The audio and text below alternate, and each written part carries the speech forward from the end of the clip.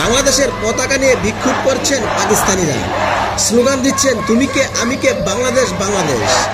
পাকিস্তানের সাম্প্রতিক কিছু ভিডিও ছবি সামাজিক যোগাযোগ মাধ্যমে ছড়িয়ে পড়েছেন। সেখানে পাকিস্তানিদের বাংলাদেশের পতাকা হাতে বিক্ষোভ করতে দেখা যায়। কোথাও কোথাও আনন্দ মিছিল, এমনকি বাংলার গানও গাইতে শোনা গেছে। স্থানীয় সংবাদ মাধ্যমগুলো বলেছেন বাংলাদেশের ছাত্র জনতা ঘন অভ্যুত্থানের ঢেউ পাকিস্তানের বইতে শুরু করেছেন।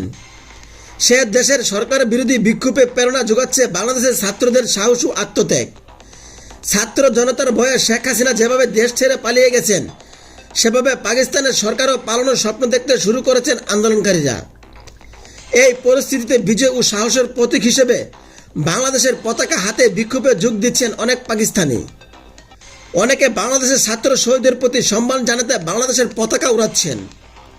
তারা বলেছেন হাসিনা সরকারের দ্বারা বাংলাদেশের সাধারণ মানুষ যেভাবে নির্যাতিত হয়েছেন, তেমনি তাদের সরকারের হাতে পাকিস্তানিরাও নির্যাতিত হচ্ছেন।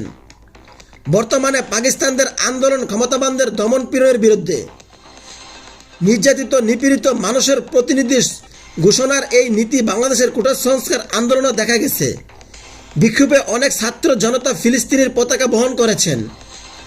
এমনকি 5 আগস্ট প্রধানমন্ত্রীর কার্যালয় দখলের পর বাংলাদেশের পতাকার পাশাপাশি সেখানে কেউ কেউ ফিলিস্তিনের পতাকা উড়িয়েছেন। চাহিদা বাড়ায় পাকিস্তানের ফুটপাতে বিক্রেতারা বাংলাদেশের পতাকা বিক্রি করছেন এবং ভালো বিক্রি হচ্ছে। এদিকে পদত্যাগ করে শেখ হাসিনা দেশ থেকে খবর পাকিস্তানের বিভিন্ন এলাকায় আনন্দ মিছিল হয়েছেন। ওই মিছিলে বাংলাদেশের পতাকা হাতে অংশ নেন অনেক পাকিস্তানি।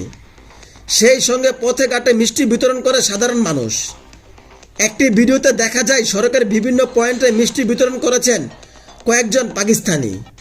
একটি গাড়ি থেকে যাত্রী জিজ্ঞেস করে কিসের মিষ্টি, জবাবে বিতরণকারীরা বলেন হাসিনা পালিয়েছেন।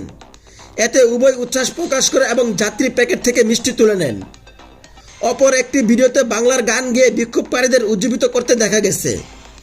ওই বিক্ষোভে বাংলাদেশের পতাকা প্রদর্শন করা হচ্ছিল। এছাড়া তুমি কে আমি কে বাংলাদেশ বাংলাদেশ স্লোগান শোনা যাচ্ছে।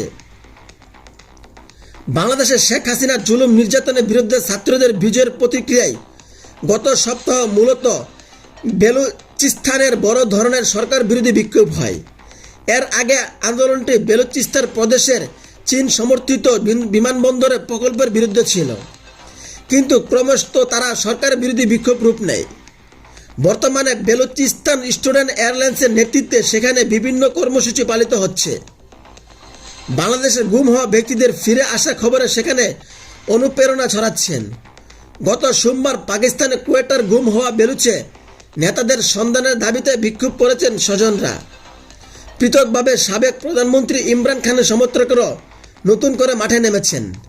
তারা ইমরান খানের মুক্তি এবং সরকার পতনের দাবিতে রাজপথে শক্তি দেখানোর পরিকল্পনা করেছেন।